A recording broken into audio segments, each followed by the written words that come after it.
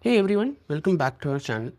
In today's video, we are going to talk about sales signals. Now, most people think sales signals are obvious by getting information like they are hiring, they floated an RFP, they asked for a demo. But the truth is that 90% of the B2B sales happens when none of these signals exist. So the real question is, how do you decide who is worth approaching when the intent itself is invisible? So in this video, I'll show you how to build your own sales signals using Clay. Now, sales signals are just patterns that indicate whether a company might have a problem, might have a budget, and might be ready for a conversation.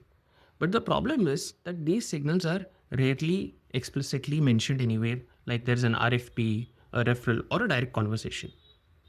But when it comes to outbound sales, we don't have that luxury because not everyone gets access to that information. So instead of waiting for the intent, let's reverse engineer this using data. Now in this video, as I mentioned, that we'll be going through multiple data points to find a couple of signals. So what we're going to start with is one, finding the right data points.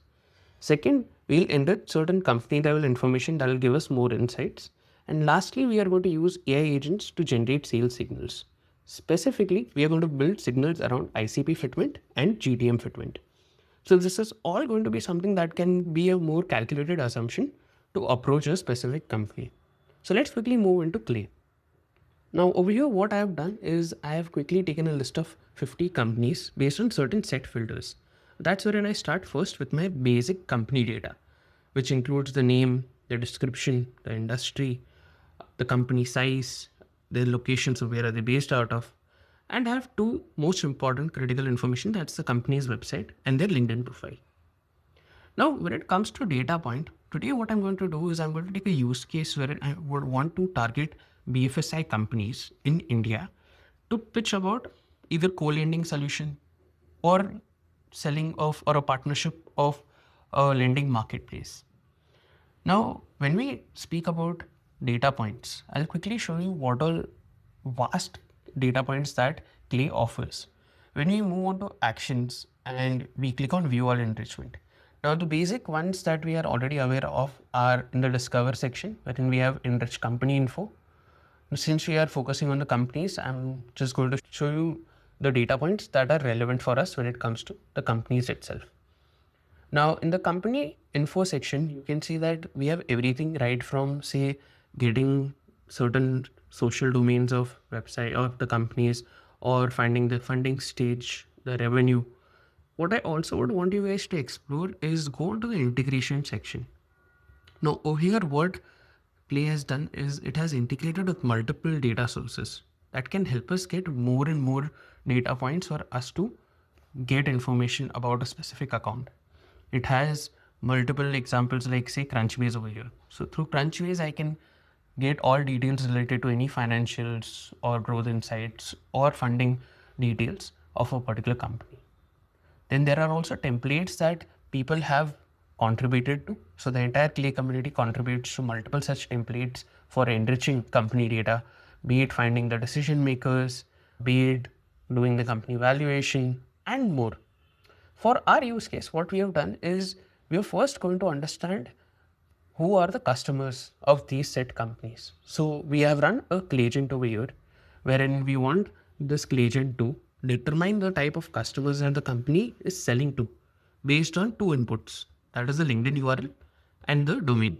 So what this Clay agent does is it analyzes these two informations and then gives us an output as to who is the customers. As you can see over here, there is a result and we even have the reasoning for it along with the confidence. Confidence basically tells us that how accurate can this be. So this is how we have the customer base, or we have an idea on who is this particular company targeting when it comes to their actual customer base. Is it SMEs, MSMEs, individuals, startups? We get all of those details. Next, another data point that I would want to look at over here is in terms of the volume of business that a company might be doing, not in terms of revenue, but in terms of the customer base that they have.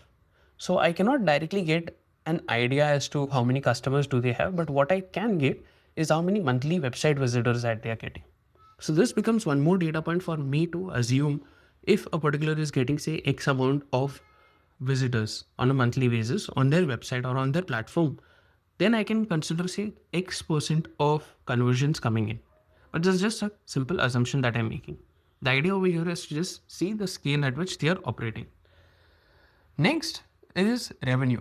Now, ideally for public companies, you can find the exact revenues, but for private companies, it becomes quite difficult if you are looking for an open source. But then there are platforms like Crunchbase, Traction that gives you a ballpark figure or a range between which the revenue might lie. That's exactly what I have gotten over here. Moving forward, what I even did is I got one more data point, that is understanding the revenue model. Now you might wonder that, okay, what all information am I taking and what is the output that I'm going to come at? The idea over here is for me to understand, one, who are the customer base, second, how many of those are there, and what is the company able to churn out of those customers. And at the same time, I want to understand through what modes are they doing it. Hence, I'm looking for the revenue model over here. So revenue model can be either transactional, it can be subscription based, it can be through fees, it can be through retainers. And that's exactly what I've been able to get over here. Now this data might not be completely accurate, but it might be close to what that company is doing. Hence, it is very much important to always check the confidence level of that data point. If a particular data is very, very important, then ensure that the confidence level is high, always. Otherwise, there are certain mistakes that can happen while the AI agent works on that data. You can manually also ensure that you check if the confidence level is medium or low and edit that particular field based on what your understanding is, what you are able to gauge as a human from their website or from their LinkedIn page. So that's wherein we can ensure that we're not just completely relying on AI, but we are also using our own minds and our own analysis to edit the data. Finally, coming to the signals. Now we have our data points all in place, and we spoke that we're going to do two tests or two sales signals that we're going to extract or generate over here using AI. So that is first is our ICP fit scoring. Now I'll quickly show you the prompt that I've used over here, wherein I have asked this particular agent to act as a lending analyst and create a ICP fitment. Now my ICP is that I'm looking to partner with BFSI companies to share about or sell about my co-lending or lending marketplace solutions. And that's exactly the sort of instructions that I've given this AI to do, wherein it is taking and capturing all the information that I have and giving me an output as to what is the fitment score. Now I'll just show you one of the responses over here so that you get an idea as to how do we get it. So if you see over here, the fitment score is 85. Now I would want to understand that what are the reasons that the AI thought that there is such a high fitment. So I can go through the reasoning, see what all reasons that it has given, and even I can see the key factors that it has considered in it.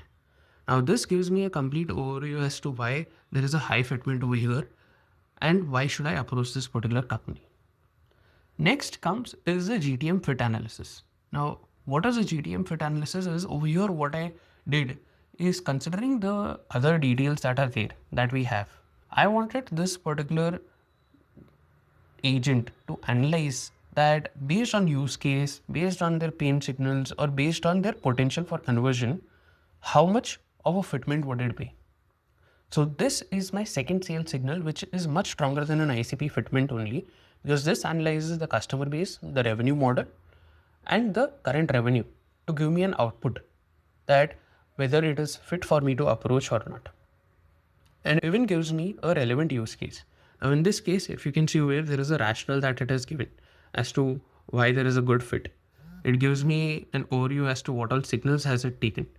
And it has even highlighted the primary pain signals or pain points that the company might have. And further, it has given me an output that what are the conversion potentials. Say if it is high, then it becomes very much important for me to then go and find people over here and approach them. So this is how you can build sales signals that can help you in terms of making a calculated assumption to approach them. Now that we have done this, the question might arise as to why do we do this or why does this matter for outbound sales? This matters why? Because one, most outbounds fails because everyone uses the same generic filters that we used for say filtering the basic data. Second is everyone sends the similar sort of generic messages or sales messages over LinkedIn email, and it has become very much cluttered. When we do this, when we have these signals in place, when we have these use cases defined, our outreach can become more relevant, our conversations can become more warmer, and conversion rates can improve. So we are no longer pitching over here, but we are rather validating those assumptions that we have made. So this was about it. This was about how you can use Clay to build those data points, build the sales signals. And if you found this helpful, please do like and subscribe to our channel. And stay tuned for the next videos. Thank you so much for watching this one.